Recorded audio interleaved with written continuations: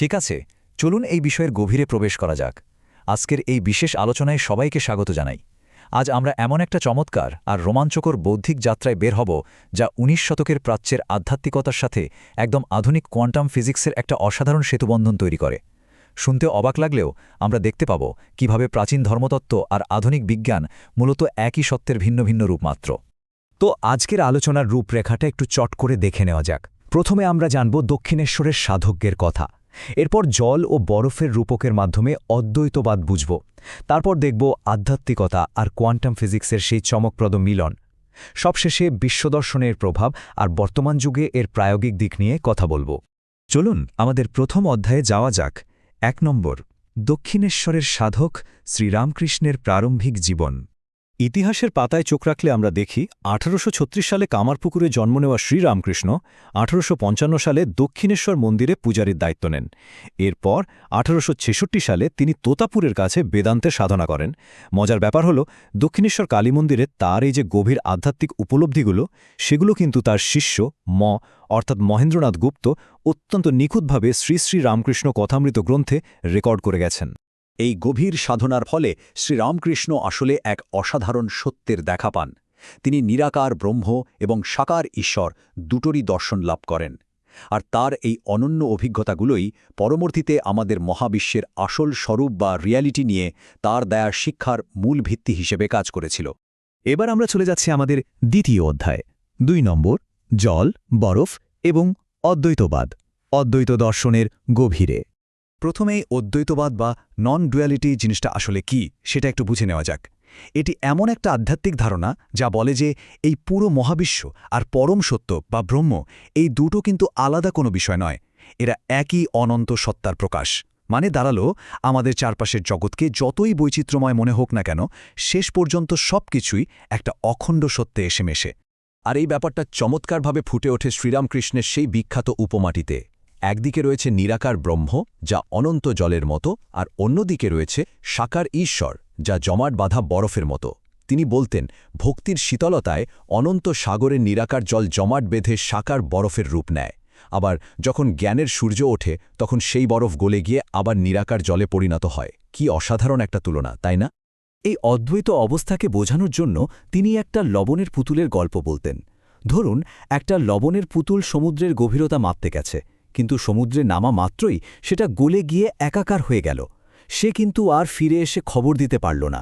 ঠিক একইভাবে যখন কোনো ব্যক্তি পরম ব্রহ্মে লীন হয়ে যায়, তখন তার নিজস্ব আলাদা সত্তা বলে আর কিচ্ছু বাকি থাকে না। তার মানে অনন্তকে উপলব্ধি করার সবচেয়ে বড় শর্তই হল নিজের অহংকার বা আমি ভাবটার সম্পূর্ণ বিলুপ্তি ঘটা।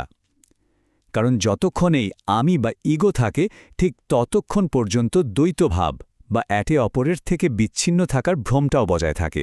এখন আমরা পুরো আলোচনার সবচেয়ে বড় মোড়টা নেব। আমাদের তৃতীয় অধ্যায় ৩ নম্বর, আধ্যাত্মিকতার সাথে কোয়ান্টাম ফিজিক্সের মিলন, দুই জগতের সেতুবন্ধন। এই স্লাইডের সবচেয়ে আকর্ষণীয় দিকটি হল ১৯ শতকের এই আধ্যাত্মিক রূপকগুলো কিভাবে একদম আধুনিক হার্ড সায়েন্সের সাথে অবিকল মিলে যায়, সেটা আমরা এখন দেখব। শ্রীরামকৃষ্ণ যুক্তি দিয়েছিলেন যে নিষ্ক্রিয় ব্রহ্ম এবং সক্রিয় আদ্যাশক্তি আসলে অভিন্ন, ঠিক যেমন আগুন আর তার দাহিকা শক্তিকে কোনোভাবেই আলাদা করা যায় না। এবার আধুনিক বিজ্ঞানের স্ট্রিং থিওরির দিকে যদি তাকাই, দেখবেন এটিও ঠিক একই কথা বলছে। এই তত্ত্বে বলা হয় যে মহাবিশ্বের মূল ভিত্তি কোনো স্থির কণা নয়, বরং ক্ষুদ্র একমাত্রিক স্ট্রিং। একই স্ট্রিং ভিন্ন ভিন্ন কম্পাঙ্কে কাঁপলেই ভিন্ন ভিন্ন কণার জন্ম হয়। অর্থাৎ স্থির সত্য আর গতিশীল শক্তির মধ্যে আসলে কোনো পার্থক্যই নেই। কোয়ান্টাম পদার্থবিদ্যার সাথে এই মিলগুলো সত্যি অভাবনীয়। কোয়ান্টাম ফিল্ড থিওরি বলছে মহাবিশ্ব কিছু অদৃশ্য ফিল্ড দ্বারা গঠিত, যার কম্পন থেকেই সাকার কণার সৃষ্টি। অন্যদিকে হলোগ্রাফিক প্রিন্সিপাল প্রমাণ করে যে আমাদের এই ত্রিমাত্রিক জগৎ আসলে এক গভীরতর দ্বিমাত্রিক সত্যের প্রক্ষেপণ মাত্র। এটা কি মায়াবাদের কথাই মনে করিয়ে দেয় না?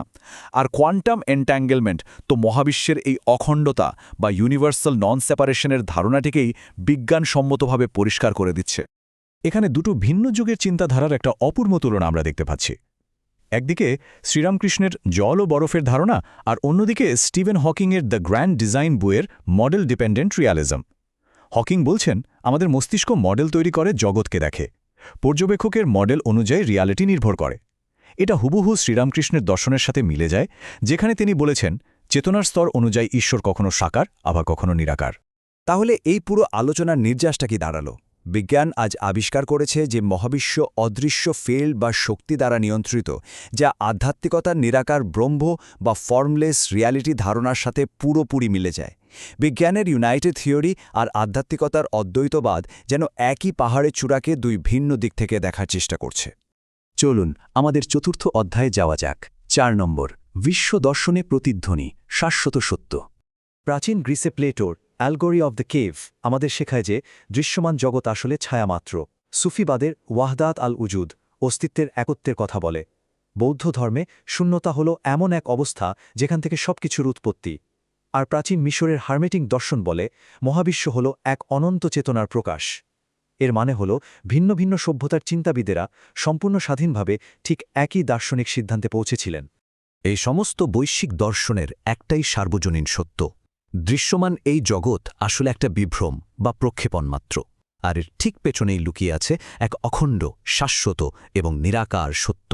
এবার আসা যাক আমাদের সর্বশেষ অধ্যায়ে। 5 নম্বর, আধুনিকতার পথ, বিমূর্ত ধারণার বাস্তব প্রয়োগ। এখানেই একটা খুব প্রাসঙ্গিক প্রশ্ন উঠে আসে।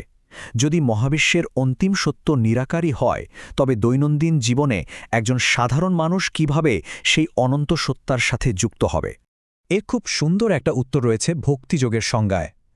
ভক্তিযোগ হল ঈশ্বরের সাকার রূপের প্রতি ভালোবাসা আর ভক্তির একটা আধ্যাত্মিক পথ।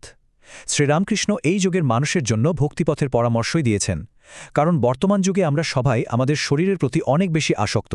তাই বিশুদ্ধ অদ্বৈত বা নিরাকারের পথে হাঁটা আমাদের জন্য অত্যন্ত কঠিন একটা কাজ। আর চমৎকার বিষয়টা হল এটি শ্রীমদ্ ভগবদ্গীতার সাথেও পুরোপুরি সামঞ্জস্যপূর্ণ।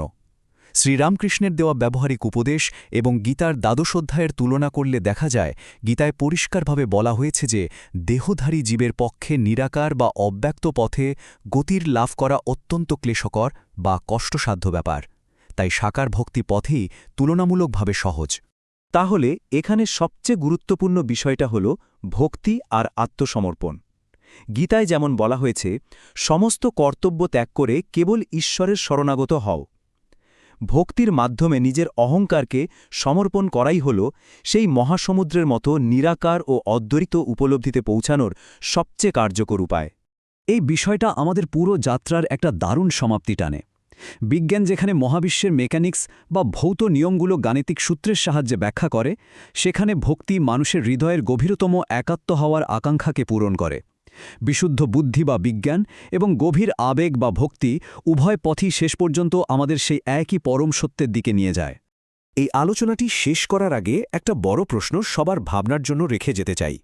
প্রতিদিন আমরা যে ভৌত বাস্তবতাকে দেখি বা অনুভব করি, তা কি সত্যিই কোনো এক গভীরতর নিরাকার মহাসমুদ্রের জমাট বাঁধা বরফ মাত্র? এই প্রশ্নটা হয়তো আমাদের অস্তিত্বের মূল প্রকৃতি নিয়ে নতুন করে ভাবতে সাহায্য করবে। আজকের এই অভাবনীয় যাত্রায় আমাদের সাথে থাকার জন্য অসংখ্য ধন্যবাদ।